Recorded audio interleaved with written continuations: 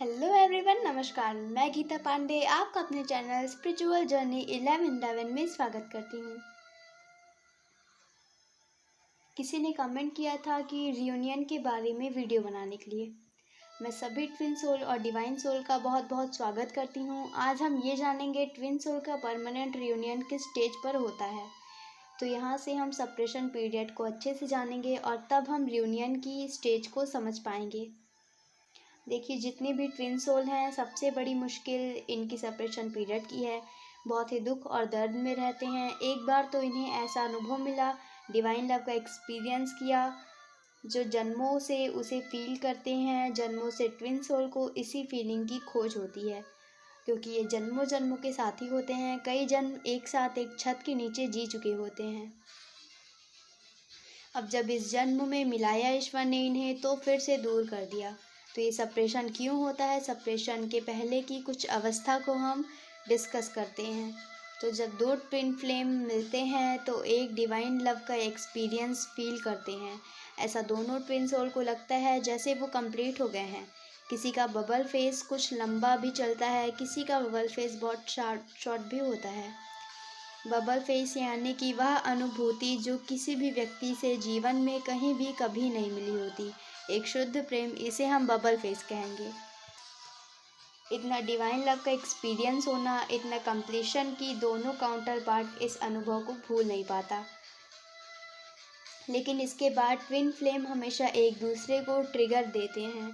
यह अनुभव इतना इंटेंस होता है कि एक सोल जो मैस्कुलाइन होता है वो भागना शुरू कर देता है, यानी शिव तत्व अपनी शक्ति से भागने लगता है। और दूसरा पार्ट जो शक्ति होती है, उसे ये समझ नहीं आता कि ये भाग क्यों रहा है। अब इसमें शिव रनर बन जाता है और शक्ति चेजर बन जाती है। अब रनर जितना तेज भागेगा, चेजर उतनी तेज उसके पीछे भागती है। यहाँ पर इतना ज़्यादा पेन सिचुएशन और इनबैलेंसिंग हो जाती है कि ना भागने वाला समझ पाता है कि मैं क्यों भाग रहा हूँ, और ना चेज करने वाली समझ पाती है कि मैं क्यों चेज कर रही हूँ। मैं क्यों उसे छोड़ नहीं पा रही हूँ, मैं क्यों उसे भूल नहीं पा रही हूँ। और जब कोशिश करेंगे कि उसे भूलना है, यूनिवर्स उसे भूलने नहीं देंगे। भागने वाला भी सोचेगा मुझे भागना है, लेकिन यूनिवर्स उसे कभी भी उसके दूसरे काउंटर पार्ट को भूलने नहीं देता। फिर भी अभी तो शिव तत्व भाग रहा है अपनी शक्ति से, तो जो शक्ति की एनर्जी है वो अब डिप्रेशन में चली जाती है।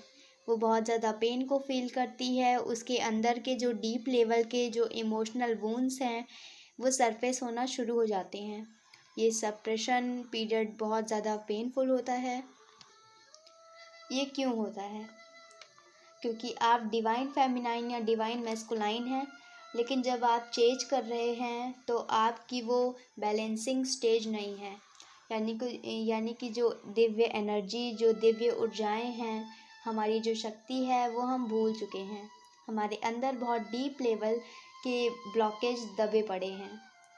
जब आपका ट्विन आपके सामने आता है तो वो मिररिंग करता है, यानी कि एनर्जी का इतना सेकअप होता है कि वो सारी चीज़ें नीचे से ऊपर आना शुरू हो जाती हैं। और जब ये होने लगता है तो हम ये समझ नहीं पाते कि क्यों इतना गुस्सा आ रहा है, क्यों इतना रोना आ रहा है, क्यों इतनी क्रेविंग हो रही है। ये सारे प्रोसेस हमारे ओपन हो जाते हैं। हम ग्रह दशाएं या मून साइकिल यानी फुल मून, पूर्णिमा और लो मून यानी अमावस्या का भी बहुत बड़ा असर ट्विन फ्लेम पर पड़ता है।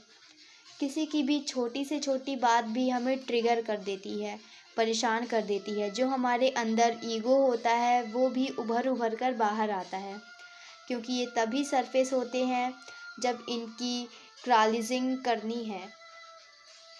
जब इतनी प्रॉब्लम, इतनी परिस्थिति आनी शुरू हो जाती है तो ये सब चीज़ें निकलने लगती हैं। उस समय पर ट्विन सोल को सेपरेशन इसलिए दिया जाता है कि हम अगर हमारे ट्विन फ्लेम पर ही फोकस करेंगे, हम हमारे इस डिवाइन लव को ही एक्सपीरियंस करेंगे, उसी की यादों में रहेंगे, तो हम हमारे ब्लॉकेज हम क्लियर नहीं कर पाएंगे, हम सेल्फ लव नहीं कर पाएंगे, हम उस डिवाइन एनर्जी में नहीं जा पाते हैं जो कि हमारा असल स्वरूप है। तो ये सेपरेशन का जो कॉन्सेप्ट है ये ईश्वर की तरफ से है। हर एक ट्विन फ्लेम को फेस करना है। ये दोनों काउंटर पार्ट ईश्वर खुद इन्हें मिलाएगा। और फिर इन्हें सेपरेट भी ईश्वर ही करता है। तो परमानेंट रियूनियन के लिए सबसे पहले आपको क्या करना है, इस बात को समझिए। आपको बैलेंस की स्टेज पे आना है। आपको जो शक्ति का स्वरूप है, जो चेंज करती हैं, डीएम को चेंज करना बिल्कुल बंद कर देना है और डिवाइन को सरेंडर हो जाना है। जैसे माँ पार्वती अपने तपस्या में लीन हो गई थी अपनी दिव्य ऊर्जा को पाने के लिए, आपको अपने सेल्फ रिस्पेक्ट में आना है। आपका काउंटर पार्ट कहीं भी हो, कुछ भी करे, डज नॉट मैटर। तो भागना बंद कर दीजिए। पहले तो अपने काउंटर पार्ट के पीछे सबसे पहला सबक अपनी इज्जत खुद करें। जब आपने भागना बंद कर दिया तो अब आपको अपने ब्लॉकेज दिखाई देंगे, यानी मेरे अंदर कौन सी ऐसी एनर्जी है जो हमारे सरफेस हो रही है। काम, क्रोध, लोभ, मोह को कौन से ब्लॉकेज हैं जो ईश्वरीय ऊर्जा में आपको आने नहीं देती। उन ब्लॉकेज को आप देखना शुरू करेंगे। आप जब सरेंडर करेंगे तो आप यूनिवर्स को प्रे करेंगे कि अब मुझे रास्ता दिखाओ, मैं इन चीज़ों को अब डील नहीं कर पा रही। जिससे मुझे डिवाइन लव हुआ वो मुझसे दूर क्यों हो गया। अब मुझे समझना है कि सच्चाई क्या है। जब आप इस ऊर्जा में आ जाएंगे तो आपको एंजलिक गाइडेंस और अवेकनिंग प्रोसेस आपकी शुरू हो जाएगी। तो पहले चेजर यानी शक्ति एनर्जी की अवेकनिंग शुरू हो जाती है। तो जो भाग रहा है वो भागेगा, उस पर अभी डिवाइन काम नहीं करेगा। जो शक्ति एनर्जी है, डिवाइन उस पर काम करना शुरू कर देगा। वो अपने शिप को चेंज करना बंद कर देगी और अवेकनिंग प्रोसेस में चली जाएगी। एंजल भी आपको तभी गाइड कर पाएंगी, तभी सपोर्ट कर पाएंगी जब आप सरेंडर हो जाएंगे कि अब मैं आपकी शिक्षा लेने के लिए तैयार हूँ, मैं अपना बेस्ट वर्जन बनने के लिए तैयार हूँ। ये जो सप्रेशन पीरियड है, ये आपको तकलीफ़ देने के लिए नहीं दिया गया है, आपकी अवेकनिंग के लिए दिया गया है। आपने कभी देखा है किसी व्यक्ति के आगे एक डंडी में नोटों से भरी एक पोटली लटका दो, तो वह व्यक्ति उस पोटली को पकड़ने के लिए वह चलता जाएगा, लेकिन वो लकड़ी उतने ही डिस्टेंस में चलेगी। तो डिवाइन ने, ईश्वर ने आपको एक लालच दे दी है, एक अनुभव दे दिया है, जो बबल फेस था, जो डिवाइन लव था, जो ट्विन फ्लेम से मिलाना आपका और फिर सेपरेट कर दिया। अब उस डिवाइन लव को जब आपने चख लिया तो अपने काउंटर पार्ट के बिना आप जी नहीं सकते और इसको पाना ही पाना रहेगा। आपको तो डिवाइन कहते हैं